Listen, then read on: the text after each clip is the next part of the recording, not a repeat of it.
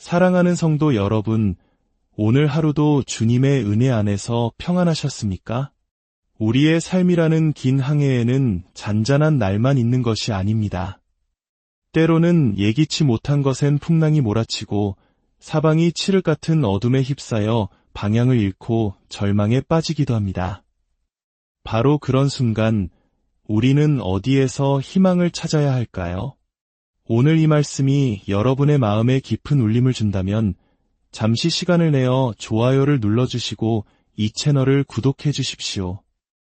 여러분의 작은 행동 하나가 더 많은 영혼에게 하나님의 위로와 지혜를 전하는 귀한 통로가 됩니다. 여러분이 이 말씀을 나누는 것은 마치 절망의 바다에 떠있는 이에게 구명튜브를 던져주는 것과 같습니다. 여러분의 삶에 하나님의 축복이 늘 함께하기를 기도합니다. 오늘 우리가 함께 묵상할 말씀은 누가복음 8장 22절에서 25절입니다. 이 말씀을 통해 우리 인생의 폭풍 속에서 믿음이란 과연 무엇이며 우리는 그 믿음을 어떻게 사용해야 하는지에 대한 깊은 통찰을 얻게 되기를 소망합니다. 성경은 이렇게 기록하고 있습니다. 어느 날 예수께서 제자들과 함께 배에 오르시며 말씀하셨습니다.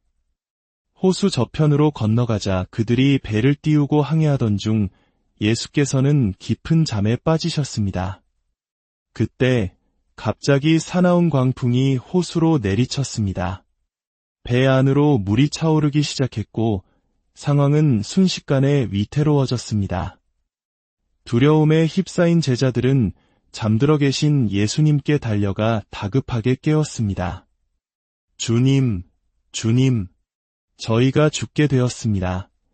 잠에서 깨어난 예수께서는 바람과 성난 물결을 꾸짖으셨습니다. 그러자 기적처럼 바람이 멎고 파도가 잠잠해지며 호수는 완벽한 고요를 되찾았습니다. 그리고 예수께서는 제자들을 향해 물으셨습니다. 너희의 믿음이 어디 있느냐? 제자들은 두려움과 놀라움에 사로잡혀 서로에게 말했습니다. 이분이 대체 누구시기에 바람과 물을 명하시니 그것들마저 순종하는가? 사랑하는 성도 여러분, 이 이야기는 단순히 과거의 한 사건이 아닙니다. 이것은 바로 오늘 우리 각자의 삶에서 벌어지고 있는 이야기입니다.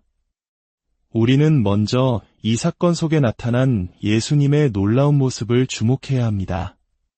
한편으로 그분은 우리와 똑같이 피곤하여 깊은 잠에 빠지시는 완전한 인간이셨습니다. 그분의 이 모습은 우리에게 큰 위로를 줍니다.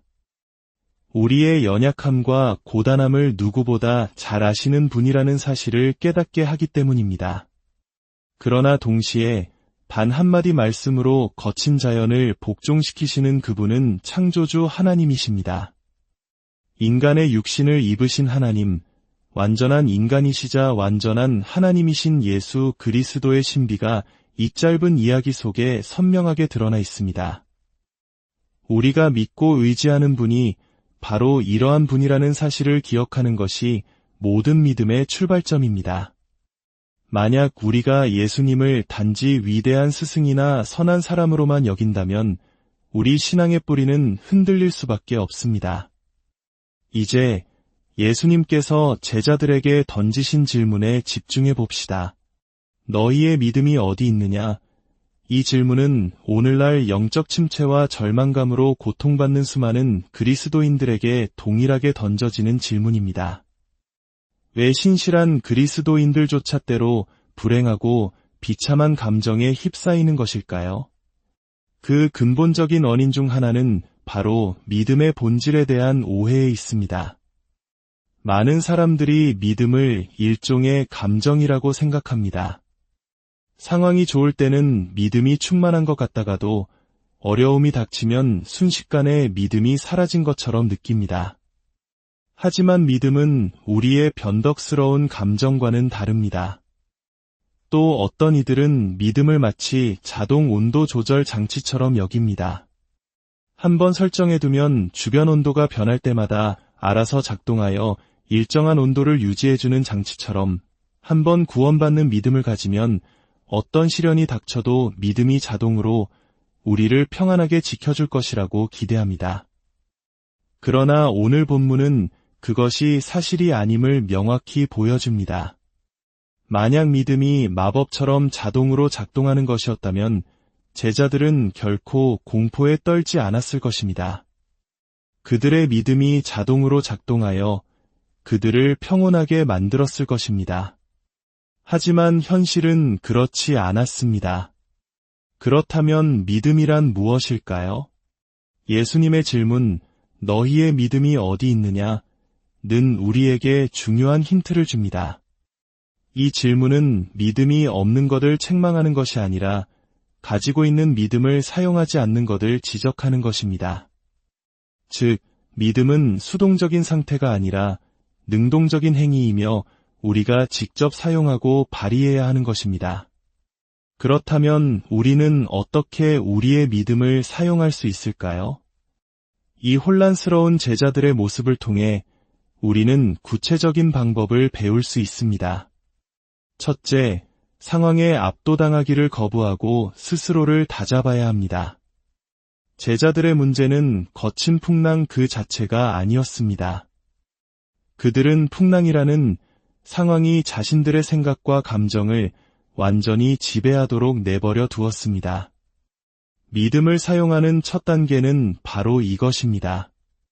잠깐 멈춰라 라고 스스로에게 명령하는 것입니다. 패닉에 빠져 허우적거리는 것을 멈추고 의지적으로 자신을 통제하는 것입니다. 둘째, 자신이 알고 있는 진리를 스스로에게 상기시켜야 합니다. 제자들이 잠시 멈춰서 생각했다면 어땠을까요?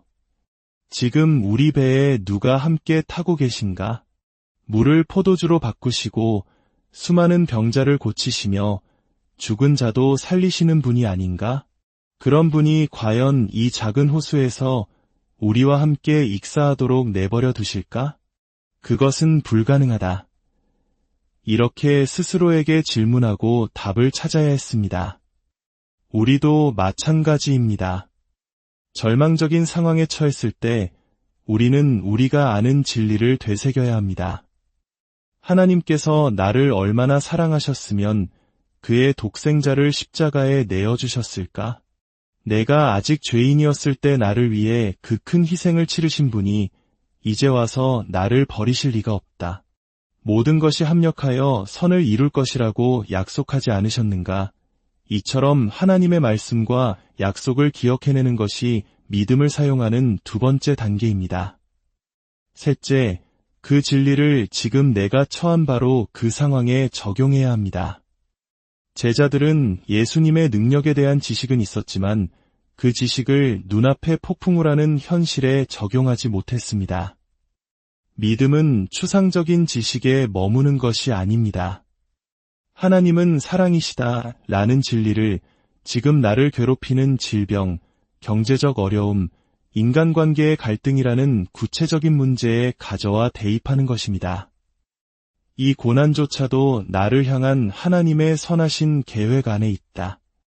이 일을 통해 하나님은 나를 더욱 단련시키고 결국에는 영광을 받으실 것이다. 이렇게 선포하는 것이 바로 믿음의 적용입니다. 마지막으로 그 믿음 위에 굳건히 서서 흔들리지 않는 것입니다. 사탄은 계속해서 우리를 공격할 것입니다. 상황은 더 나빠지는 것처럼 보일 수 있습니다. 그러나 우리는 우리가 붙잡은 진리 위에 굳건히 서서 버텨야 합니다. 내 눈에는 절망만 보이고 내 귀에는 불가능하다는 속삭임만 들릴지라도 나는 하나님의 약속의 말씀을 믿겠다. 이것이 바로 최후의 승리를 가져오는 믿음의 행위입니다. 사랑하는 성도 여러분, 오늘 본문은 우리에게 또 하나의 위대한 위로를 줍니다. 제자들의 믿음은 참으로 보잘것없었습니다. 그들은 공포에 질려 허둥댔습니다. 하지만 그들이 한 가지 잘한 것이 있습니다. 바로 그 연약하고 작은 믿음을 가지고서라도 예수님께 나아갔다는 것입니다. 그들이 주님, 저희가 죽겠습니다. 라고 외쳤을 때 주님은 그들을 책망하셨지만 결코 외면하지 않으셨습니다. 오히려 그들의 부르짖음에 응답하시고 그들에게 평안을 주셨습니다.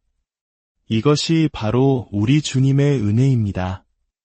여러분의 믿음이 겨자씨 한 알처럼 작게 느껴질지라도 괜찮습니다.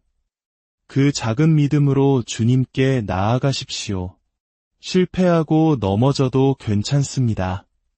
다시 일어나 주님께 부르짖으십시오. 주님은 실망한 우리를 꾸짖으실지라도 결코 우리를 내쫓지 않으십니다. 그분은 우리를 받아주시고 축복하시며 우리 삶의 풍랑을 잠잠케 하실 것입니다. 그리고 그 과정을 통해 이전에는 미처 알지 못했던 주님의 더 크고 놀라운 능력을 경험하게 하실 것입니다. 지금 당신의 삶에 어떤 폭풍이 불고 있습니까?